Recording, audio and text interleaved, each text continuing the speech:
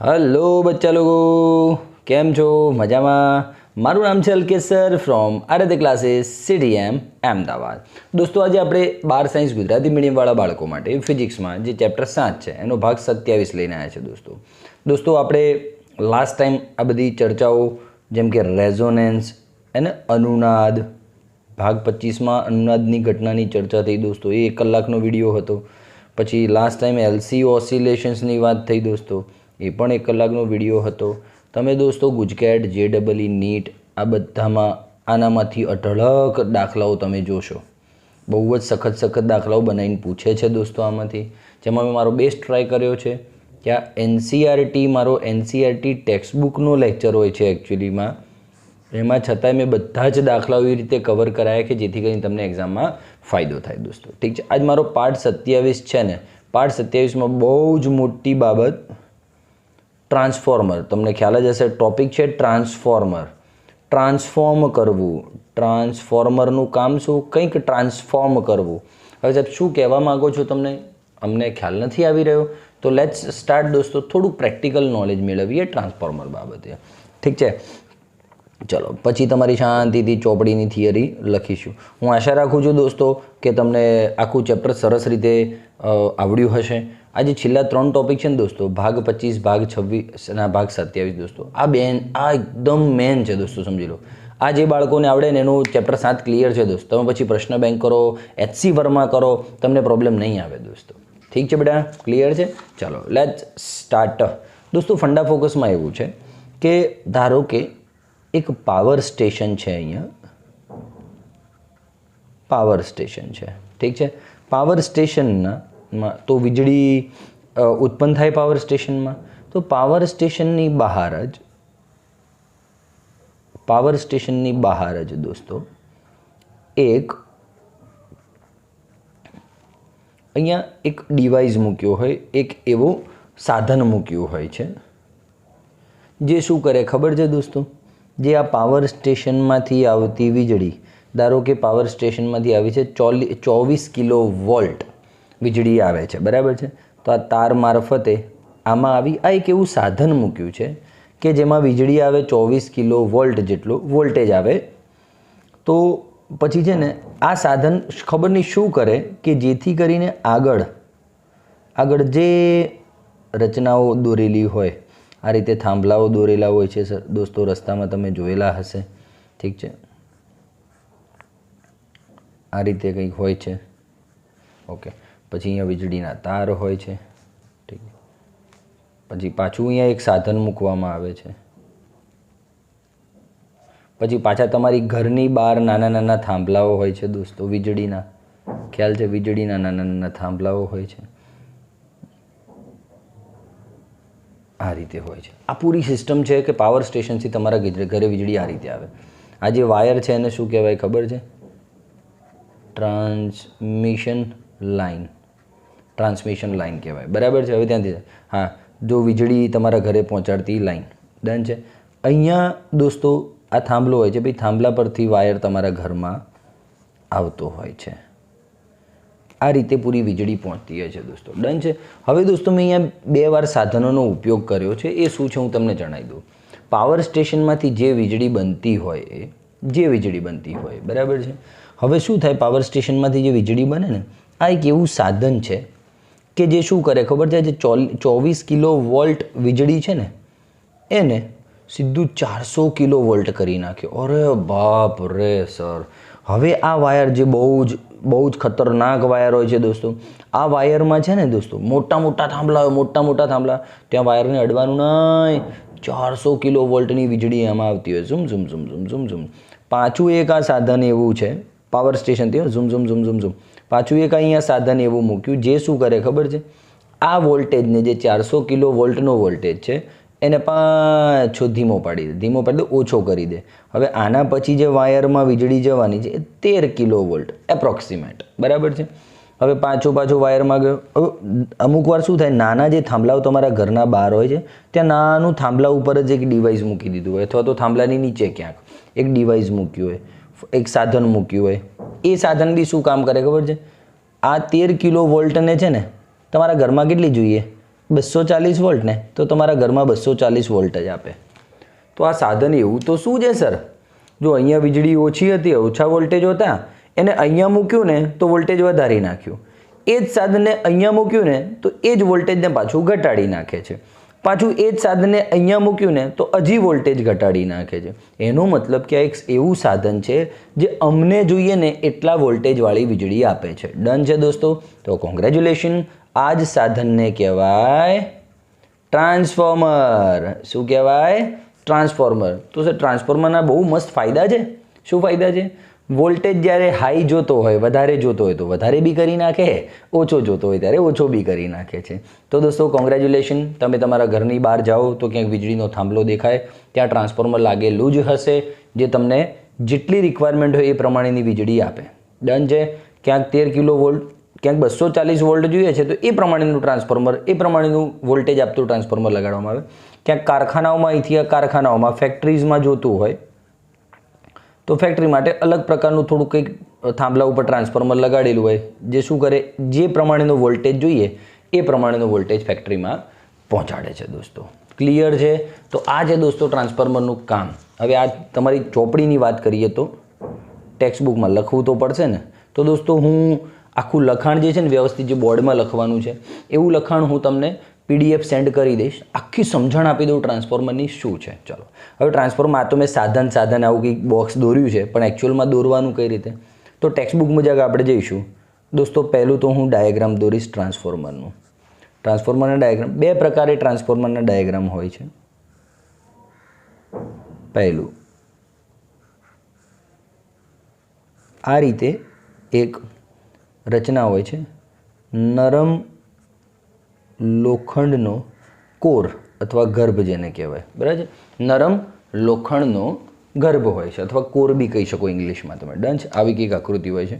એમાં શાંતિ સાંભળજો, એક તાર લઈ અને તાર લપેટવામાં આવે છે આ રીતે. પછી બીજા છેડા ઉપર બી તાર લપેટવામાં આવે છે આ રીતે. ડન છે? તો આ રીતે દોસ્તો આ જે છે ને એ લોખંડનો ગર્ભ છે, નરમ લોખંડનો કંઈક સમજ ને એમ જાડો ભાગ. એની આ છેડા ઉપર બી વાયર લપેટ્યો, આ છેડા ઉપર બી વાયર લપેટ્યો. ડન છે? આ જે ગૂંચળું છે ને દોસ્તો, આને પ્રાઇમરી કોઇલ કહેવાય. પ્રાઇમરી કોઇલ, અથવા તો બીજું નામ આપી દઈએ પ્રાથમિક ગૂંચળું કહેવાય. શું કહેવાય? પ્રાથમિક ગૂંચળું. ઓકે, ડન છે હે ને? હવે જુઓ દોસ્તો, પ્રાથમિક ગૂંચળું, આ જે બીજી સાઈડ ગૂંચળું લગાડ્યું એને કહેવાય દોસ્તો સેકન્ડરી કોઇલ. આરામથી શીખીશું, કોઈ ઉતાવળ નથી. સેકન્ડરી કોઇલ એટલે કે ગૌણ ગૂંચળું. શું કહેવાય? ગૌણ ગૂંચળું. ડન છે બેટા? ક્લિયર છે? ઓકે, રચના બતાવી રહ્યો છું તમને. આ કયા પ્રકારની આકૃતિ કહેવાય ખબર છે દોસ્તો? જેમાં તાર ગર્ભના જુદા જુદા ભાગ પર વીંટેલા હોય, જુદા જુદા ભાગ પર બે ગૂંચળાઓ હોય. ડન છે? તો આવી રચનાને દોસ્તો, આવા ટ્રાન્સફોર્મરને, આ ટ્રાન્સફોર્મર છે, આવા ટ્રાન્સફોર્મરને કહેવાય કોર ટાઈપ ટ્રાન્સફોર્મર. શું કહેવાય? Core type transformer. ક્લિયર છે બેટા? ક્લિયર છે? ક્લિયર છે? ઓકે દોસ્તો, હે ને? હા, ટ્રાન્સફોર્મરની વ્યાખ્યા આપું છું 2 મિનિટ ઉપર. ટ્રાન્સફોર્મરની ફીલ લઈ લેતો એકવાર. ફીલ શું છે? ઓકે, ડન છે. સાહેબ આ રચના દોરી બહુ મસ્ત છે, હે ને? બીજા પ્રકારનું બી ટ્રાન્સફોર્મર હોય છે. ટ્રાન્સફોર્મરનું કામ તો ખબર પડી ગઈ સર અમને. હવે તમે કહેશો તોય, નહીં કહેશો તોય ચાલશે. ટ્રાન્સફોર્મરનું કામ શું ખબર પડી અમને સર? કે એ વોલ્ટેજને વધારે ઓછો કરે છે.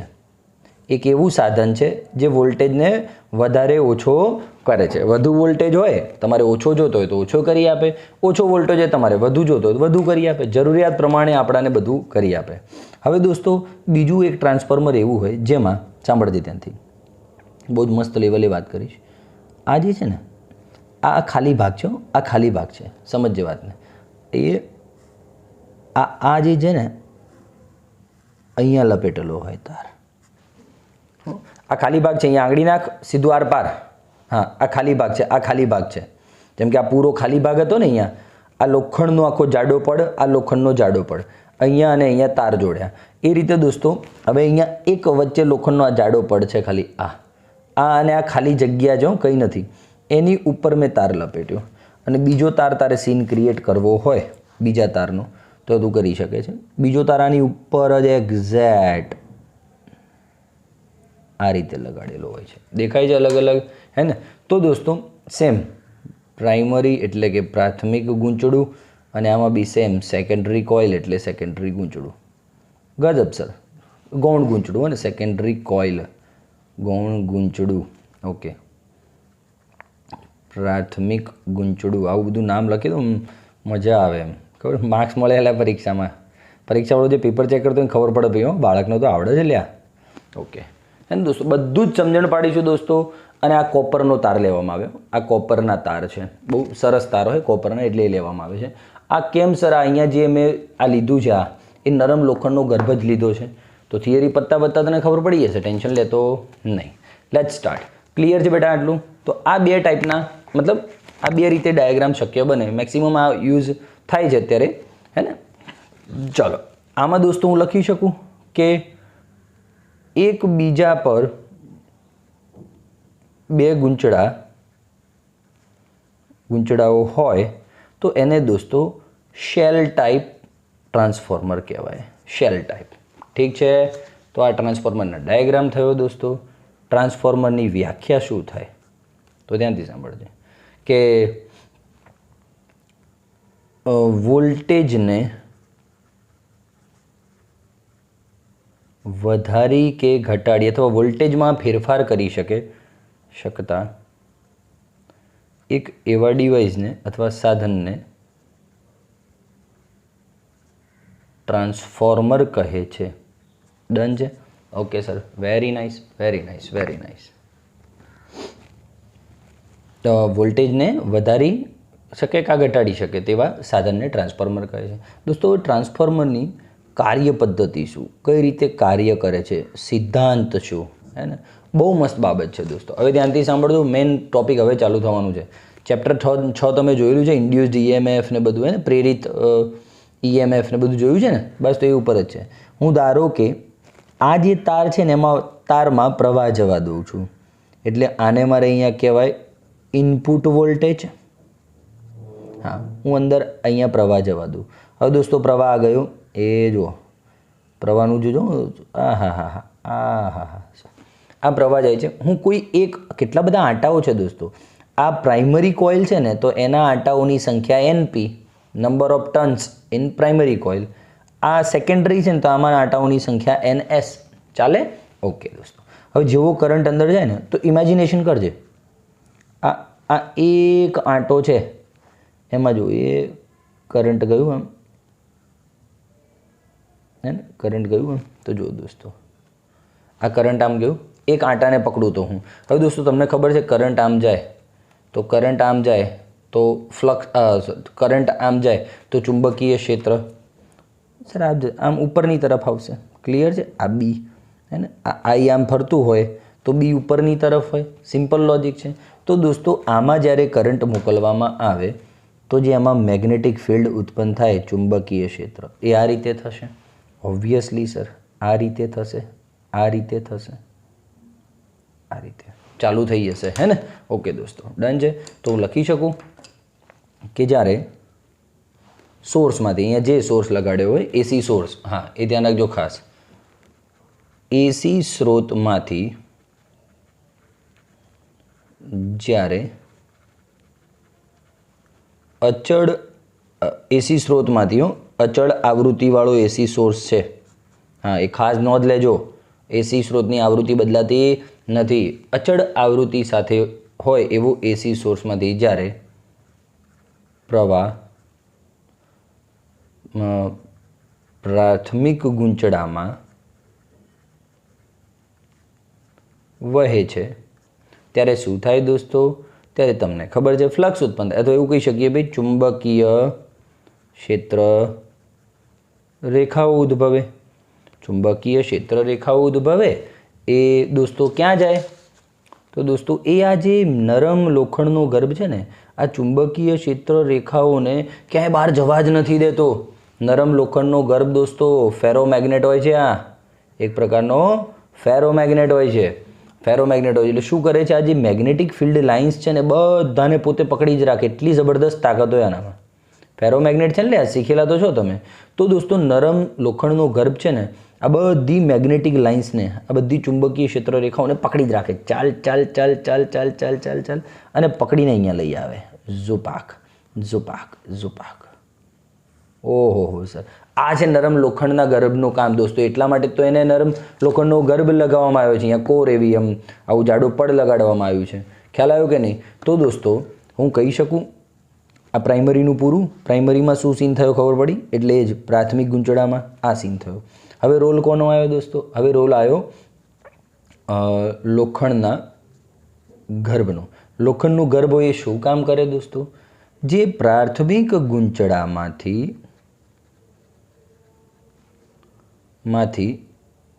નીકળતી ચુંબકીય ક્ષેત્ર રેખાઓને અથવા ચુંબકીય ક્ષેત્રને પૂરેપૂરી ગૌણ ગૂંચળા સુધી પહોંચાડવી. આ એનું કામ. બોલો, એક લાઈન છટકવા ના દે દોસ્તો. એની આમ કટપ્પા જેવું, આમ સામ્રાજ્ય માટે એમ નિષ્ઠાપૂર્વક એમ લોખંડનો ગર્ભે કહી દીધું, તમે ચિંતા ના કરશો શેઠ, હું બધું છે ને અહીંયા પહોંચાડી દઈશ સેકન્ડરી સુધી, ટેન્શન લેતા નહીં. એ લેવલથી લોખંડનું ગર્ભ કામ કરે છે. ઓકે, પછી દોસ્તો આવે ગૌણ ગૂંચળું. તો ગૌણ ગૂંચળામાં દોસ્તો શું થયું? સર, જ્યારે મેગ્નેટિક ફિલ્ડ અંદર એન્ટ્રી કરે, તું ને મારી એન્ટ્રીયા દિલ મેં બજી ઘંટીયા, તો શું થાય દોસ્તો? યસ, શું થાય? કરંટ ઉદ્ભવે દોસ્તો. તો કરંટ અથવા તો પ્રવાહ પ્રેરિત થાય અને તમને ખબર છે દોસ્તો EMF ઉદ્ભવ થાય અથવા પ્રેરિત EMF ઉત્પન્ન થાય. ડન છે? તો આ રીતે દોસ્તો આ કામ કરતું હોય છે. તો આ ઘટના તો સર અમે આગળના ચેપ્ટરોમાં જોયેલી છે. આ ઘટનાને અમે એવું કહી શકીએ દોસ્તો કે આ જે ટ્રાન્સફોર્મર છે ને કામ કરે છે, કયા સિદ્ધાંત પર કામ કરે ખબર છે? અન્યોન્ય પ્રેરણના સિદ્ધાંત પર, મ્યુચ્યુઅલ ઇન્ડક્શન, હે ને, અન્યોન્ય પ્રેરણના સિદ્ધાંત પર કાર્ય કરે છે. મારે વધારે સમજાવવાની જરૂર નથી, તમે આ બધું તમને આવડે જ છે ઓલરેડી, હે ને, આગળના ચેપ્ટર્સ ભણ્યા છો. કેવું છે દોસ્ત? બોલ, બધી ડિટેલિંગ આવી રહી છે ને દોસ્તો? MCQમાં તમારા જલસા પડી જશે. જે 50 માર્ક્સના MCQ છે ને, એક MCQ દોસ્તો આમ તમને એવું નહીં થાય કે અરે યાર આ તો સર બોલ્યા નતા. આ બધું યાદ રાખવાનું હો.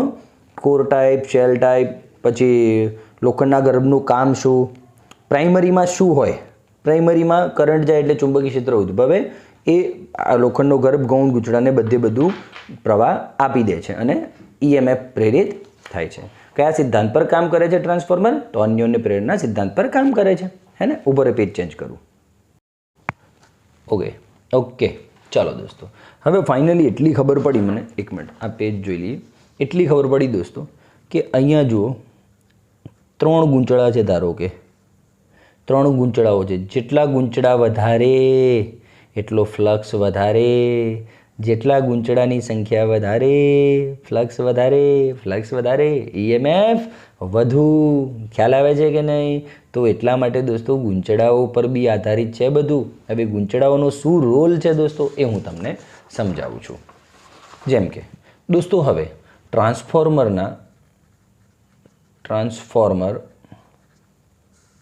2 પ્રકારના હોય, 2 પ્રકારના, હે ને. પહેલું દોસ્તો ટ્રાન્સફોર્મર એક એવું હોય, સાંભળજે ધ્યાનથી પહેલાં, એક એવું ટ્રાન્સફોર્મર મળ્યું કે જેમાં અહીંયા 2 જ ગૂંચળા છે પ્રાઇમરીમાં, અને દોસ્તો સેકન્ડરીમાં વધારે ગૂંચળા છે. તો તમે જોઈ શકો છો દોસ્તો સેકન્ડરીમાં ગૂંચળાઓની સંખ્યા NS અને NP. જો NS વધારે હોય NP કરતાં, તો તમે શું કહો છો? બોલો દોસ્તો, અહીંયા વધારે EMF પ્રેરિત થશે એટલે વધારે વોલ્ટેજ મળશે, અહીંયા ઓછું મળશે. ઓહો સર, આ ઇનપુટ છે, આ આઉટપુટ છે. ઓછો વોલ્ટેજ, અરે સર ક્યાં બાત હે, વધારે વોલ્ટેજ. હા કે ના બોલ? તો ગૂંચળાઓની સંખ્યા વધારે હોય ને તો દોસ્તો વોલ્ટેજ અહીંયા વધારે મળે. તો હું કહી શકું દોસ્તો જે ટ્રાન્સફોર્મરમાં વોલ્ટેજ ઓછાથી વધુ તરફ જાય અથવા વોલ્ટેજ લો ટુ હાઈ કરીએ, જે ટ્રાન્સફોર્મરમાં વોલ્ટેજ લો ટુ હાઈ કરીએ દોસ્તો, એ ટ્રાન્સફોર્મરને શું કહેવાય? Step up transformer. શું કહેવાય? Step up. હા, આવું લખી શકો તમે, સ્ટેપ અપ. આ દોસ્તો ઇંગ્લિશમાં લખવાનું કારણ ભાઈ JEE वर्मा सॉल्व करते हो ત્યારે तकलीफ ना पड़े बेटा. डन है. तो जो लो से हाई करता है उस ट्रांसफॉर्मर को क्या बोलते हैं? Step up. दोस्तों ધ્યાન રાખજો, સ્ટેપ અપ કીધું એટલે આ બાજુ NS ગૌણ ગૂંચળામાં આંટાઓની સંખ્યા વધારે લખી રાખ ક્યાંક લખવું હોય તો. ઓકે દોસ્તો 9. હવે અહીંયા આંટાઓની સંખ્યા ઓછી વધારે NP અને NS. તો ઓબ્વિયસલી સર NP વધારે છે NS કરતાં. તો દોસ્તો આને કહેવાય સ્ટેપ ડાઉન. આવું ગુજરાતીમાં લખેલું છે, સ્ટેપ ડાઉન ટ્રાન્સફોર્મર. બોલ હા કે ના? હા સર. વોલ્ટેજ વધારે, વોલ્ટેજ ઓછું. ડન છે. હાઈ ટુ લો. બોલો કેટલું ક્લિયર છે? એકદમ શાર્પ છે, કોઈ ઇશ્યુ નહીં ને? આ ઇનપુટ અને આ આઉટપુટ દોસ્તો. ડન છે. તો હવે તમે મને જણાવીને કહો કે ક્યાં મેં કયું ટ્રાન્સફોર્મર વાપર્યું હતું. તો આ ટ્રાન્સફોર્મર કેવું હશે? Step up. જો વોલ્ટેજ વધારી દીધો. આ ટ્રાન્સફોર્મર કેવું હશે? જો વોલ્ટેજ 400 કિલો વોલ્ટ હતો, 13 કિલો વોલ્ટ કરી નાખ્યો, એટલે સ્ટેપ ડાઉન ટ્રાન્સફોર્મર. ડન. હવે હજી દોસ્તો 13 કિલો વોલ્ટને જો 240 વોલ્ટ કર્યો, તો આ બી કેવું ટ્રાન્સફોર્મર હશે? Step down transformer. હા કે ના? બોલો યાર. તો કહી શકીએ તમારા ઘરની બહાર દોસ્તો હવે MCQ બને, ઘરની બહાર જે ટ્રાન્સફોર્મર હોય કેવું હોય? Step down. અને પાવર સ્ટેશનની બહાર ટ્રાન્સફોર્મર હોય કેવું હોય? સ્ટેપ અપ દોસ્ત. બોલ આનાથી વિશેષ તો શું સમજાવું લ્યા? ડન ને? તો લખીએ દોસ્તો, સ્ટેપ અપ પાવર સ્ટેશનની બહાર હોય અને સ્ટેપ ડાઉન ઘરની બહાર જે વીજળીના થાંભલાઓ હોય એની આજુબાજુ ક્યાંક હોય છે. જે પ્રમાણે વ્યવસ્થા હોય મૂકવાની. બોલો ડન કે નહીં?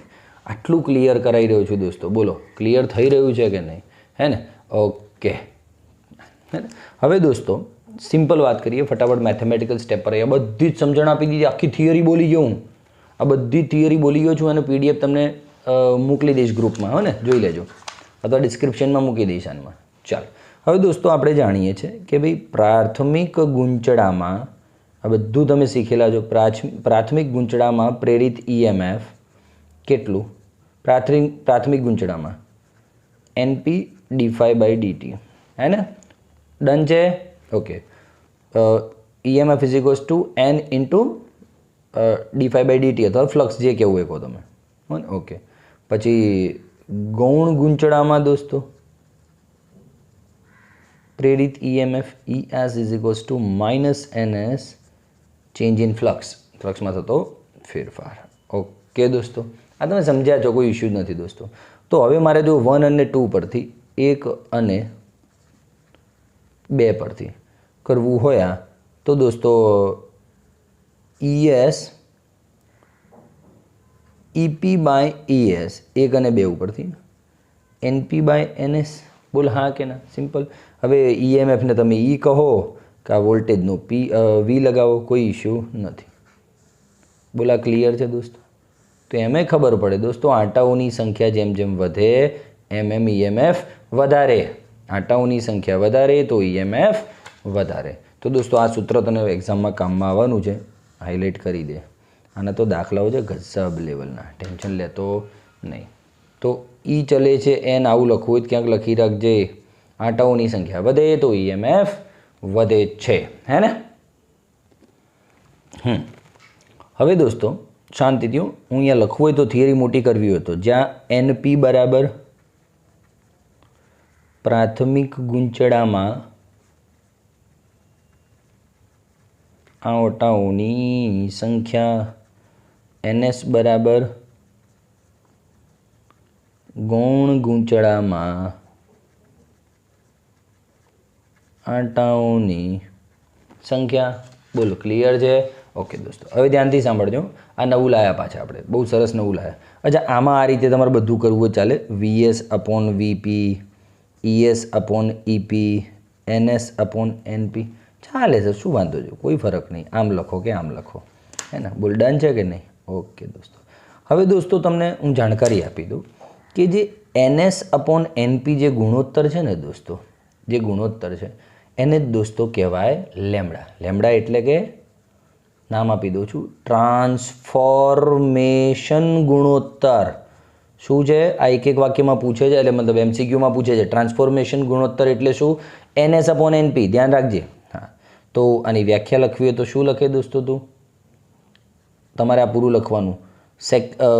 NS ને તો ગૌણ ગૂંચળાના આટાઓની સંખ્યા અને પ્રાથમિક ગૂંચળાઓમાં આટાની સંખ્યાના ગુણોત્તરને શું કહેવાય? ટ્રાન્સફોર્મેશન ગુણોત્તર કહે છે દોસ્તો. આ NCERT બોર્ડનો લેક્ચર ચાલી રહ્યો છે દોસ્તો. બોલો, ક્લિયર છે? ક્લિયર છે?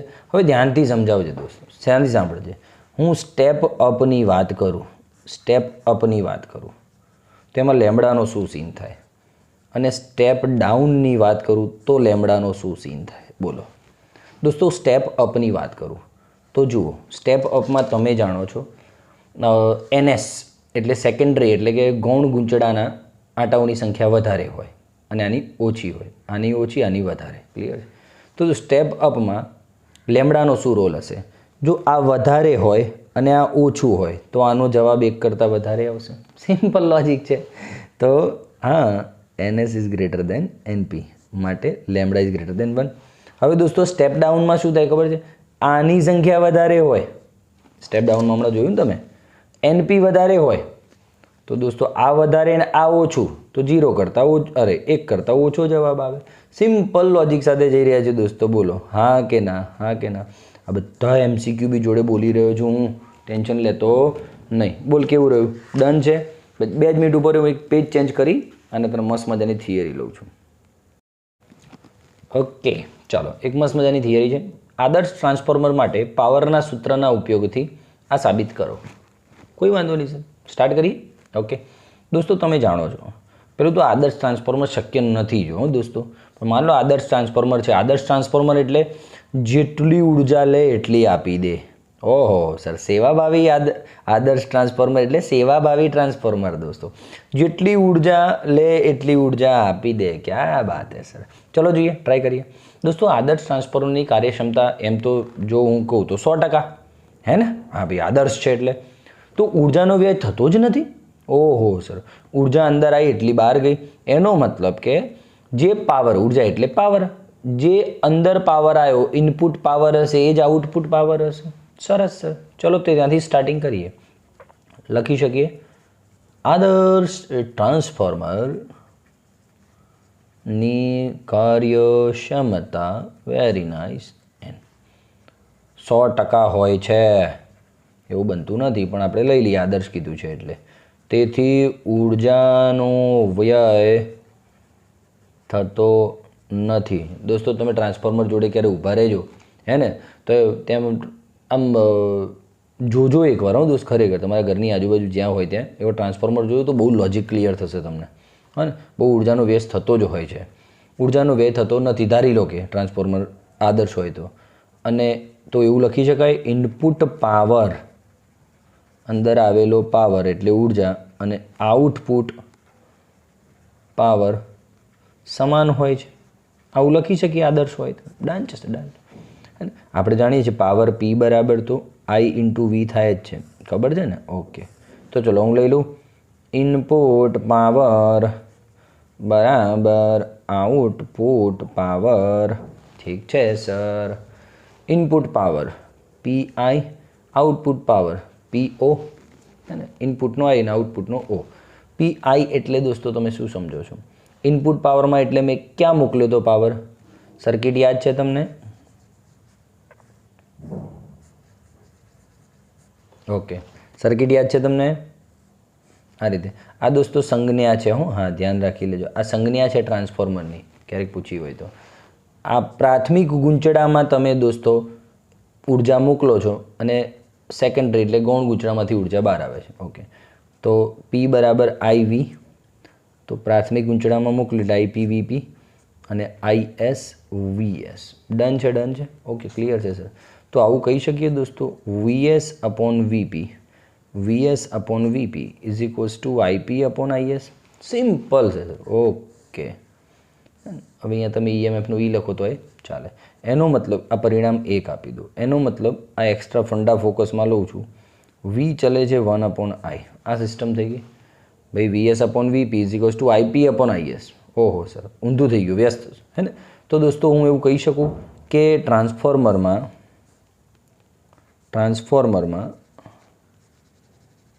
ધારો કે આ સ્ટેપ અપ છે, વાત છે તો ખાલી. જો આ બાજુ વોલ્ટેજ વધારે હશે ને, વોલ્ટેજ વધારે, તો ઓટોમેટિકલી પ્રવાહ ઓછો જશે. ઓહો હો સર, પ્રવાહ ઓછો, લોચા નહીં વાગે? કોઈ લોચા નહીં વાગે, ટેન્શન નહીં લેતો. આ બાજુ દોસ્તો વોલ્ટેજ ઓછો હશે ને, ચિંતા જ નહીં કરતો, તો પ્રવાહ વધારે હશે. ડન છે. આ સિસ્ટમથી ચાલજો લાઈફમાં, સુખી રહેશો. આ વસ્તુ જાણકારી માટે કીધું છે તમને. Okay, late start. પણ દોસ્તો આપણે જાણીએ છીએ કે થોડી ઉર્જાનો તો હંમેશા વ્યય થાય જ છે. થોડી ઉર્જાનો હંમેશા વ્યય થતો જ હોય છે. આદર્શ બહુ સારામાં સારું ટ્રાન્સફોર્મર લઉં ને, કમ્પ્લેટ સારી કંપનીનો, સારી રીતે ડિઝાઇન કરેલો, હે ને, છતાંય સારી રીતે ડિઝાઇન કરેલો, એ રીતે લેવાય. ડિઝાઇન કરેલા ટ્રાન્સફોર્મરની ક્ષમતા 95% કરતાં વધુ હોય છે દોસ્તો, પણ 100% નહીં હોતી એમ. એટલે આપણે કહીએ છીએ હંમેશા દોસ્તો, આદર્શ ટ્રાન્સફોર્મર લઈએ ને એટલે ગણતરી ચાલવાનું, 100% તો ના હોય આદર્શ ટ્રાન્સફોર્મર માટે. છતાં બી આદર્શ લઈએ, વાત કરીએ ને, તો દોસ્તો VS upon VP is equals to NS upon NP. હા, તો આપણે જોયું છે, આગળ જ જોયું ને હમણાં. ઓહો હો સર, આ ખ્યાલ છે કે નહીં તમને? અરે સર, ખ્યાલ છે ને હમણાં, એની પહેલાં જ તો સીન જોયો. આ રહ્યું સર, આ રહ્યું, હે ને, VS upon VP NS upon NP. જોયું તો ખરા? હા. તો દોસ્તો પરિણામ 1 અને 2 ઉપરથી જુઓ તો જરા તમે, તો તમને આવું નહીં લાગતું કે VS અપોન VP, સાઈડમાં મૂકો પહેલાં, VS upon VP is equals to NS upon NP. VS upon VP is equals to NS upon NP. VS upon VPની જગ્યાએ તો IP અપોન IS બી લખી શકાય ને, IP અપોન IS. તો આમ દોસ્તો પરિણામ 1 અને 2 પરથી આ તમને મળી જાય. બસ વાર્તા પૂરી. ખાલી અહીંયા તમે નોંધ લખવી હોય ને તો લખી દેજો, એક્ઝામમાં સારા માર્ક્સ મળે એટલે. I અને Vના દોલનોની આવૃત્તિ AC સ્ત્રોતની આવૃત્તિ જેટલી હોય છે. દોસ્તો આ નોંધ લખી લેજો, ક્યાં લખવું હોય તો. સરસ MCQ બોલ્યો છું હું, આ સરસ MCQ બોલ્યો છું. ડન છે? બોલો, ક્લિયર છે કે નહીં? 2 મિનિટ ઉપર. ઓકે, જો આમાં એક સરસ મજાનો દાખલો લઉં છું.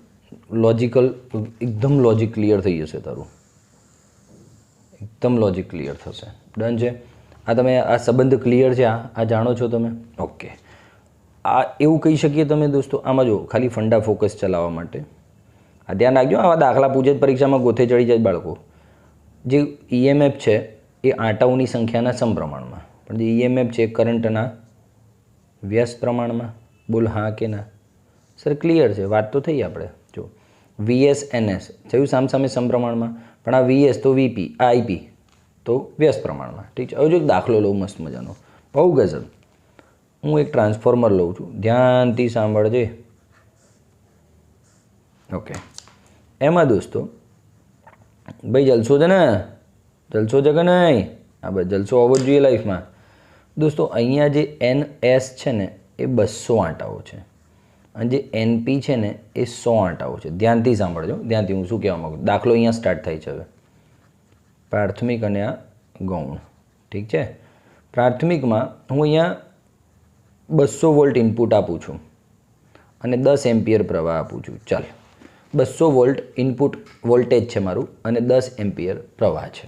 ક્લિયર છે? તો દોસ્તો અહીંયા શું સીન થશે ગૌણ ઉપર? તો સર પહેલું તો જો લોજિક વાત કરું ને, MCQમાં પૂછે તો લોજિકલ જુઓ. આંટાની સંખ્યા 100 છે ને અહીંયા 200 છે. આંટાની સંખ્યા ડબલ, N ડબલ, તો સર N ચલે છે V, તો સીધું વોલ્ટેજ ડબલ સાહેબ. પૂરું યાર, સીધું અહીંયા જવાબ લખ ને, 400 વોલ્ટ. કોણે ના પાડી? है ना। तो પછી હવે દોસ્તો વોલ્ટેજ ડબલ, ક્યાં વાત હે સર, વોલ્ટેજ ડબલ તો કરંટ તો એના વ્યસ્ત પ્રમાણે છે, તો કરંટ અડધો, હાફ થઈ ગયો, એટલે દોસ્તો 10 એમ્પિયરનું 5 એમ્પિયર જવાબ। જો તારે સૂત્ર મુજબ જવું હોય તો 2 માર્ક્સમાં પૂછે તો સૂત્ર મુજબ જવું હોય તો જુઓ, NS/NP = VS/VP। પહેલું આ સૂત્ર લઈએ, હા બંને રિલેશન્સનું, ઓકે।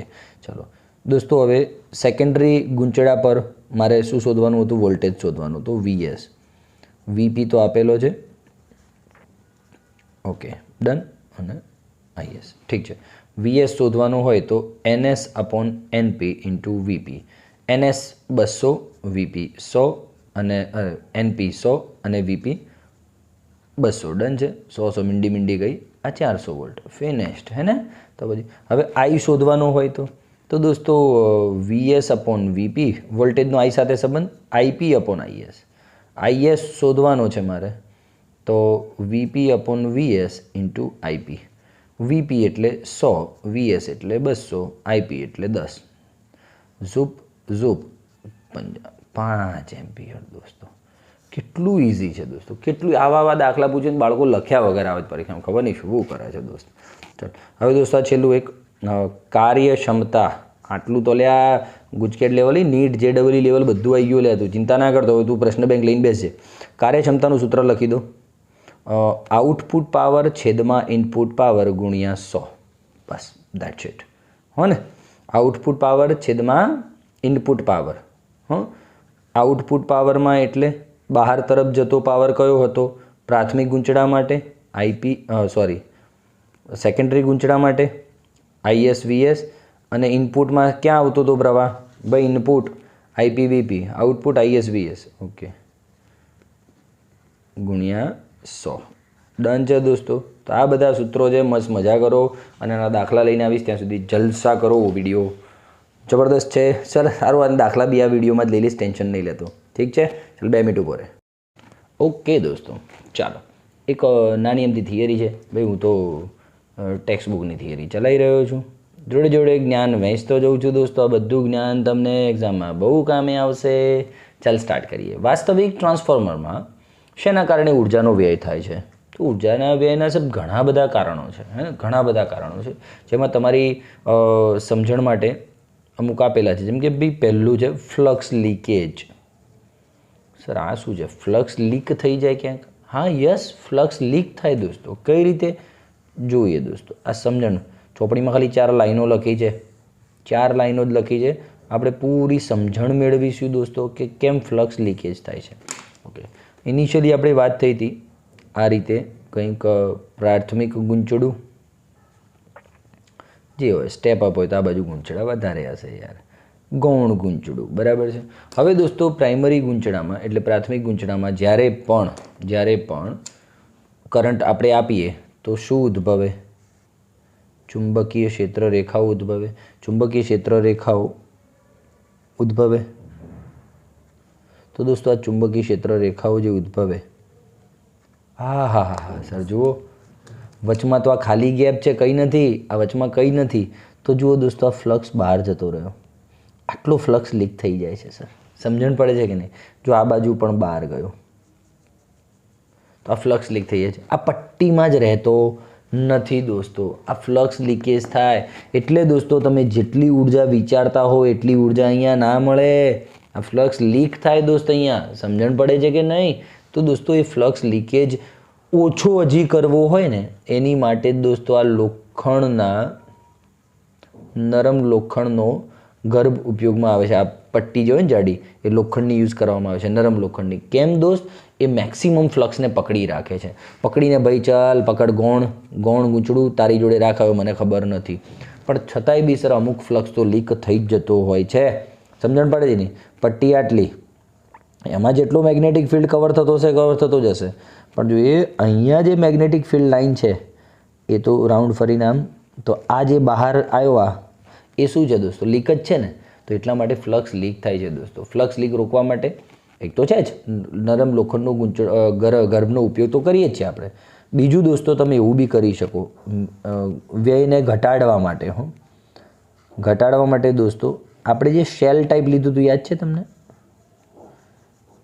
શેલ ટાઈપ ગૂંચળું લીધું હતું, શેલ ટાઈપ ટ્રાન્સફોર્મર. હા, બંને તરફ. દોસ્તો આ બેસ્ટ આઈડિયા છે. ઉર્જાનો વ્યય ઘટાડવા માટે શેલ ટાઈપનો ઉપયોગ કરી શકે, એટલે ગૂંચળાઓને એક બીજા પર વીંટાળીએ જે ફ્લક્સ લીકેજ ઘટાડી દે.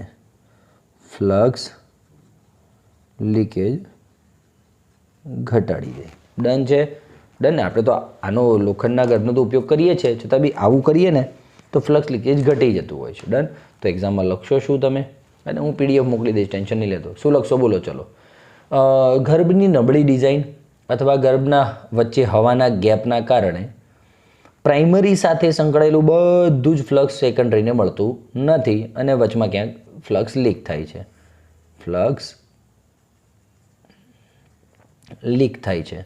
અને એટલે એને જ ફ્લક્સ લીકેજ કહેવાય દોસ્તો. અને આને ઘટાડવું હોય તો શું કરવાનું? આ રીતે ગૂંચળાઓને એકબીજા ઉપર ગોઠવી દેવાના. ડન છે? Flux leakage clear. બીજું દોસ્તો, બીજો ટોપિક છે કે હવે શેની કારણે ઉર્જાનો વ્યય થાય છે દોસ્તો? એક તો જે વાઇન્ડિંગ કરેલું છે, આ જે પ્રાઇમરી ગૂંચળું ને ગૌણ ગૂંચળું છે, એ વાઇન્ડિંગનો બી કંઈક અવરોધ તો હશે જ. વાઇન્ડિંગનો અવરોધ જો કઈ રીતે? આ ધારો કે પ્રાઇમરી અને આ સેકન્ડરી, આ બે ગૂંચળાઓ છે દોસ્તો. આ બે ગૂંચળાઓનું કંઈક તો અવરોધ હશે. આના તારનો કંઈક તો અવરોધ હશે. તારનો અવરોધ હોય દોસ્તો એટલે ઓબ્વિયસલી I²RT પ્રમાણે શું થાય?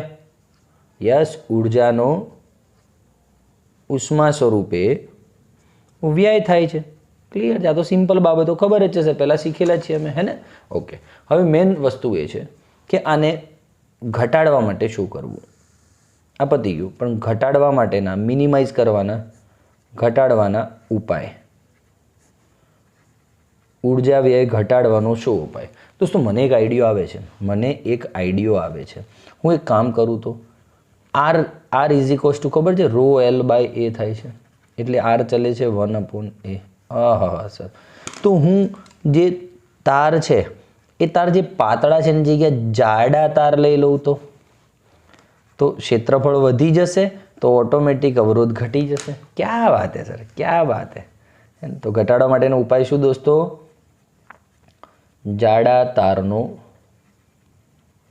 ઉપયોગ અથવા વાઇન્ડિંગ, જાડા તારનું વાઇન્ડિંગ કરવામાં આવે છે. ડન છે? આટલું જ લખવાનું જ પરીક્ષામાં. હવે દોસ્તો આની માટે હું સરસ ફંડા ફોકસ તૈયાર કરીને આવ્યો છું તમારી માટે. લોજિકલ વાતો કરીશું, બહુ મજા આવવાની છે આમાં દોસ્તો. મને એવું કહે તારે જે R ઘટાડવો છે, ત્યાંથી સાંભળજો. હું આ રીતે દોરીશ હવે આ ટ્રાન્સફોર્મર, હે ને? માન લો આ સ્ટેપ અપ ટ્રાન્સફોર્મર છે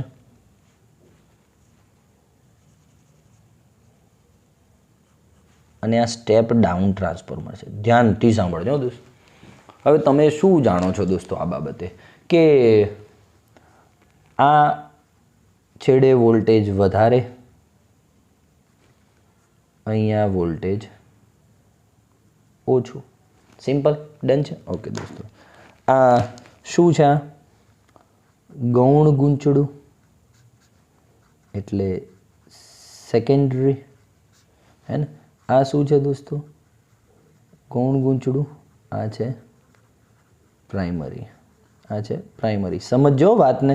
બહુ મસ્ત ફંડા ફોકસ લોજિક તૈયાર કરીને આવ્યો છું JEE નીટ માટે. હા, ચાલો.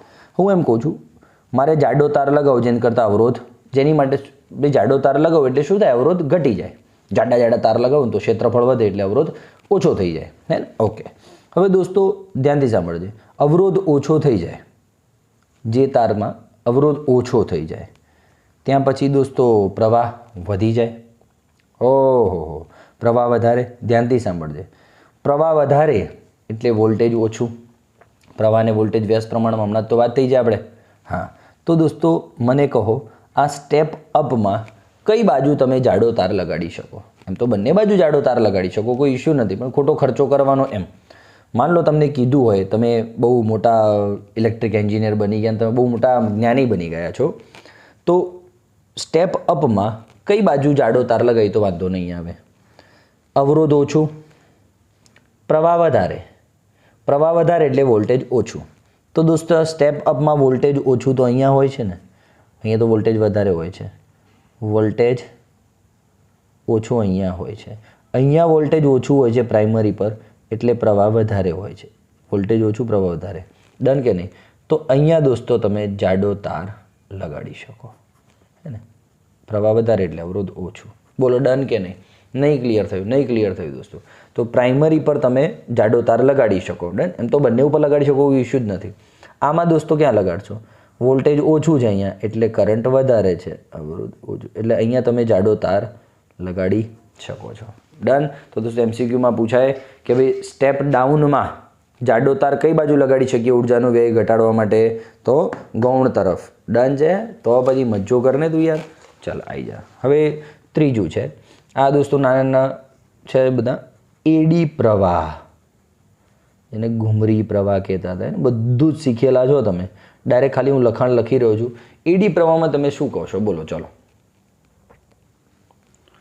ઓકે, એડી પ્રવાહ બહુ નાની અમથી બાબત છે દોસ્તો. જે એસી સોર્સ તમે લગાડો છો, એ એસી શું કરે ખબર છે? એ સર લોખંડના ગર્ભમાં એડી પ્રવાહ ઉત્પન્ન કરે. સિમ્પલ, એડી પ્રવાહ પ્રેરિત કરે છે, તમે જાણો છો. ઓકે, ક્લિયર છે? એટલે ઓબ્વિયસલી ઉષ્મા ઉત્પન્ન થાય અને આમ ઉર્જાનો વ્યય થાય છે. બરાબર? ઉર્જામાં ઘટાડો થાય, વ્યય થઈ જાય ઉર્જાનો. ડન છે? હવે આનો ઉપાય શું? ઘટાડવા માટે ઉપાય શું? દોસ્તો મને એવું લાગે છે કે ઉપાય એવું કરી શકાય, તો જો ઓકે હોય ને તો, કે હું જે આ જે એડી પ્રવાહ માટેની જે પૂરી પટ્ટી નહીં હોતી મોટી, ઠીક છે, ધારો કે આ ટ્રાન્સફોર્મર છે,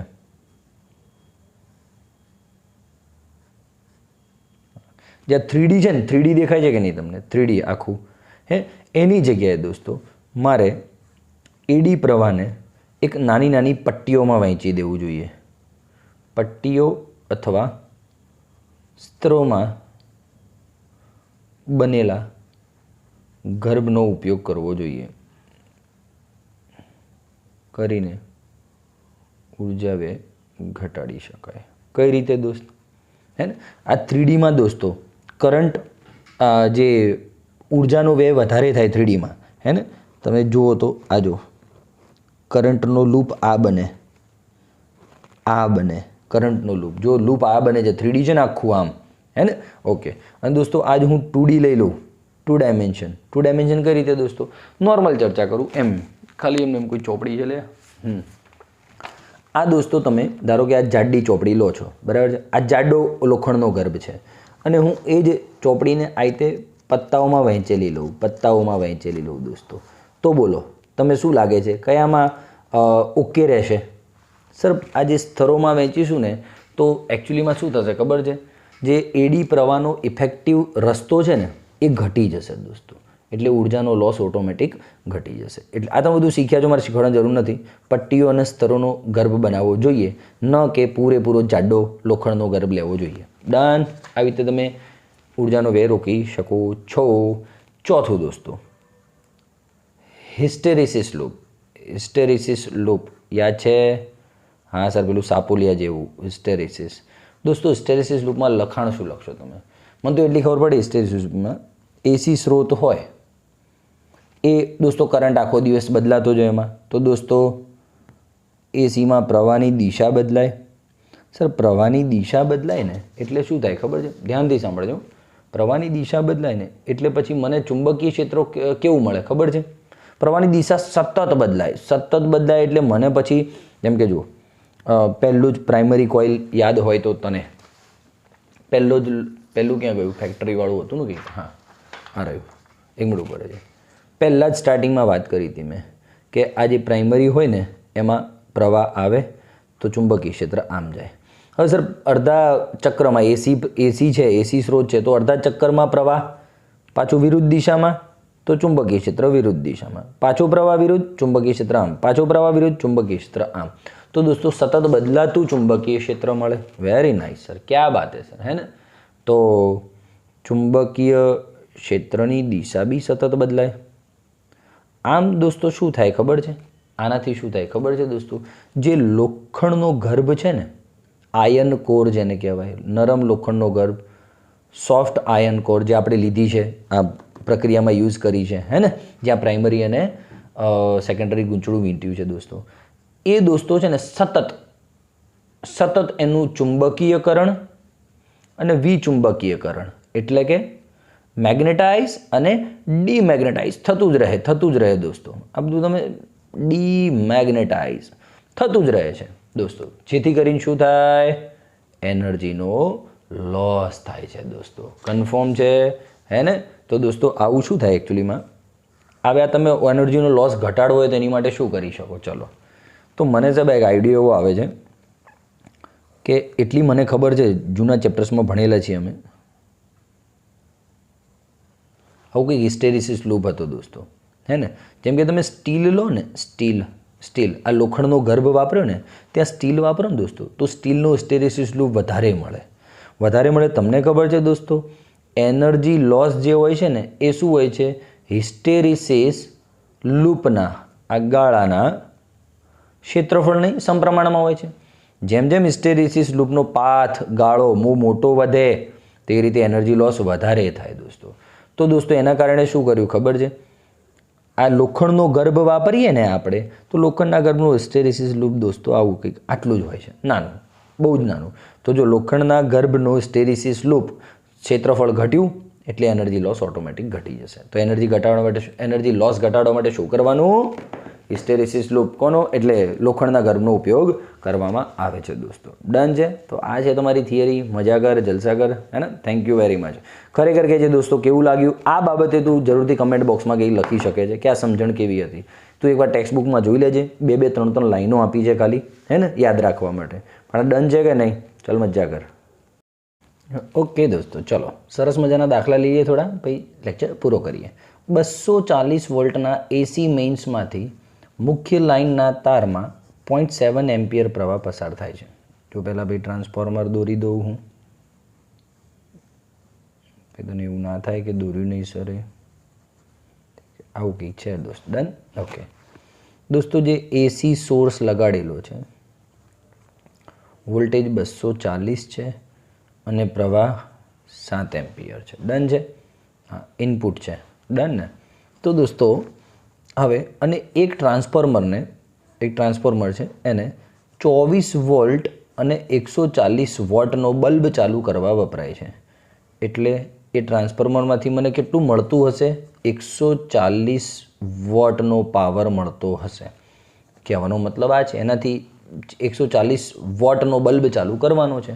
એટલે ટ્રાન્સફોર્મર મને આઉટપુટ કેટલું આપતું હશે? 140 વોટ, ત્યારે તો બલ્બ ચાલુ થાય ને. તો ટ્રાન્સફોર્મરની કાર્યક્ષમતા શોધો દોસ્તો. કાર્યક્ષમતાનું સૂત્ર હતું પી આઉટપુટ પી ઇનપુટ ગુણ્યા 100. દોસ્તો પી આઉટપુટ તો ડાયરેક્ટ ચોખ્ખો આપી દીધો છે 140. પી ઇનપુટ આપ્યો નથી. આ રહ્યો answer. P input is equals two Vi into II 240 ગુણ્યા 0.7 એટલે લગભગ 168 થાય છે. પીઆઈ થઈ ગયો પીઆઈ કે નહીં? બોલો. હા, 168 ગુણ્યા 100. અંદાજિત જવાબ જોઈ લેજો તમારી રીતે, 83.3% આવે છે દોસ્તો, હે ને? ઘણીવાર એવું બને દોસ્તો, એમસીક્યુમાં બી પૂછાય ના દાખલો, તો ઓપ્શન એ આપ્યો હોય 70%, ઓપ્શન બી આપ્યો હોય 80%, ઓપ્શન સી આપ્યો હોય 90%, ઓપ્શન ડી આપ્યો હોય કે ધારો કે 60% દોસ્તો. તો ભલે 83.3 આવે, તમે 80 લખી શકો એપ્રોક્સ. ખ્યાલ આવ્યો કે નહીં? હે ને? ઓકે, ચાલો. હવે દોસ્તો સ્ટેપ અપ ટ્રાન્સફોર્મર છે, સ્ટેપ અપ ટ્રાન્સફોર્મર છે, જોઈને જ ખબર પડી વધારે આંટા દોર્યા છે.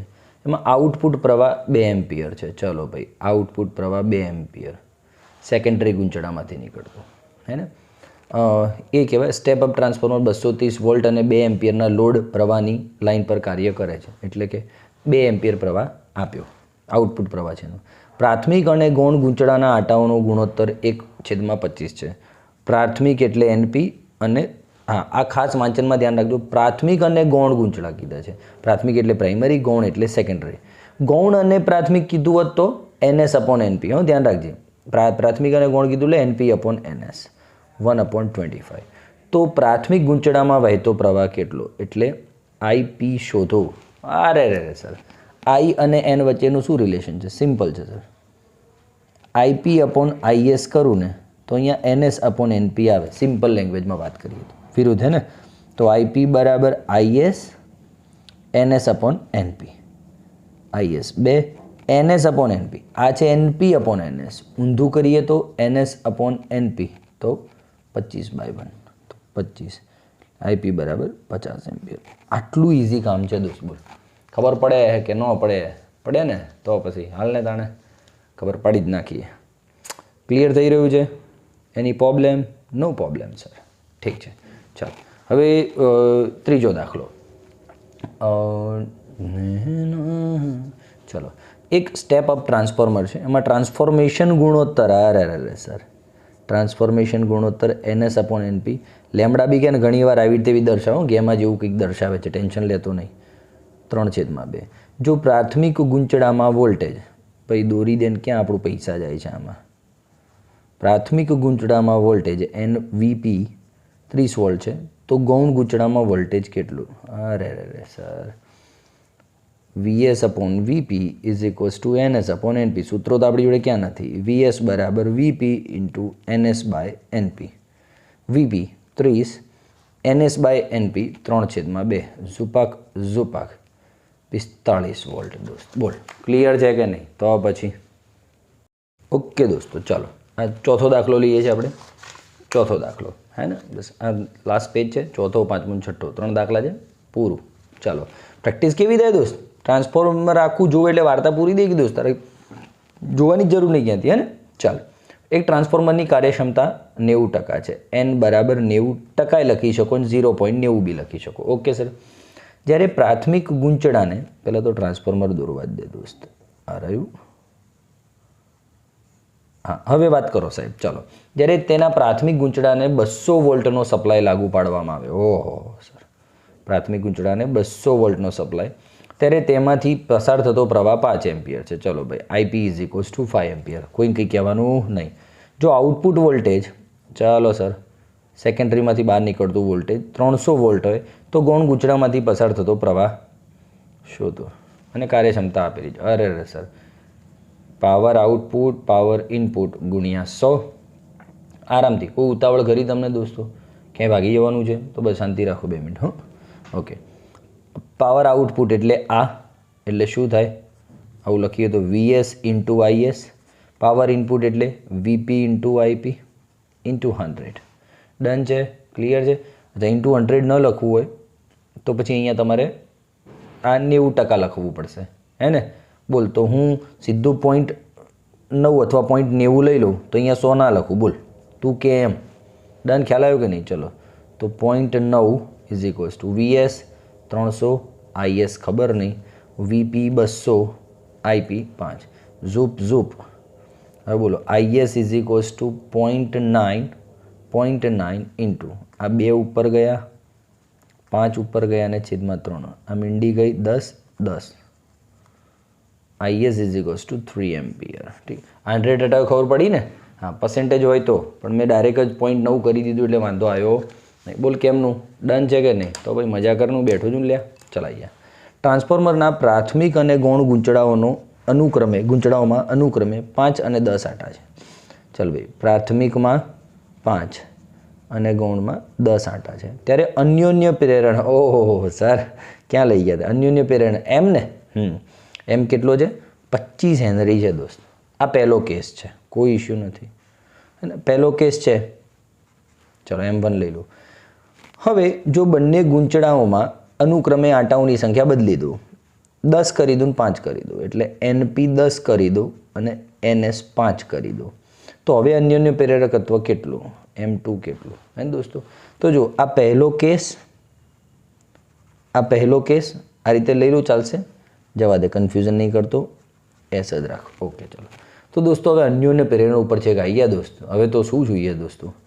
તો તમે જાણો છો દોસ્તો, અન્યોન્ય પ્રેરકત્વ, એમનું સૂત્ર યાદ આવ્યું કંઈ? ચલો ફટાફટ રિમાઇન્ડ કરાવી દઉં. એસા કુછ થા, યાદ આયા કુછ? Yes sir. μ0 એ અને એલ અચળ, તો એમ ચલે છે આંટાઓની સંખ્યા. ઝુપાક ઝુપાક ઝુપ. Okay sir. M2 upon M1 કરવા જો તો બીજા કેસમાં હું આને એનપી લઉં તો આને એનપી ડેશ લઈ લઉં, આને એનએસ લઉં તો આને એનએસ ડેશ લઈ લઉં, હે ને. બીજા કેસમાં બંનેના આટાઓની સંખ્યા એટલે એનપી ડેશ એનએસ ડેશ અને M1 એટલે પહેલા કેસમાં આટાઓની સંખ્યા એનપી અને એનએસ. 10 ગુણ્યા 5 5 ગુણ્યા 10 ઝુપાક તો M2 અપોન M1 એટલે M2 બરાબર M1 પહેલાં જેટલું જ આવ્યું દોસ્તો 25 હેનરી. બોલો ક્લિયર છે કે નહીં? હવે છે કે આ બી દાખલા ગણાવી દે દોસ્ત, મજા કરને યાર. ચાલ લાસ્ટ દાખલો. એક ટ્રાન્સફોર્મરની કાર્યક્ષમતા 80% છે. 0.8. જો તે 100 વોલ્ટ અને 5 કિલોવોટ પર કાર્ય કરતું હોય, દોસ્ત ધ્યાનથી સાંભળજે, 100 વોલ્ટ અને 5 કિલોવોટ પર કાર્ય કરતું હોય તો તેના ગૌણ ગૂંચળામાં મળતું વોલ્ટેજ આટલું હોય તો પ્રાથમિક ગૂંચળામાં મળતો પ્રવાહ કેટલો? અરે યાર સર 1 સેકન્ડનું કામ છે. બોલો ચાલશે? હોમવર્કમાં કરી લેશો? Homework done. ચાલો થેન્ક યુ વેરી મચ દોસ્ત. ટ્રાન્સફોર્મર કેવું રહ્યું સાચું કહેજો દોસ્ત. ટ્રાન્સફોર્મરથી તારી લાઈફ ટ્રાન્સફોર્મ થઈ કે ના થઈ દોસ્ત, હે ને? ચોક્કસથી કમેન્ટ બોક્સમાં લખજો વિડીયો કેવો લાગ્યો દોસ્તો. આમાં કંઈ સુધારા વધારા તો મને જરૂરથી ધ્યાન દોરજો. તમારું ધ્યાન મને વોટ્સઅપ પર દોરવું હોય, ફોન કરીને દોરવું હોય તો એ વાંધો નહીં. 9558 902799. ચાલ thank you very much. Bye bye.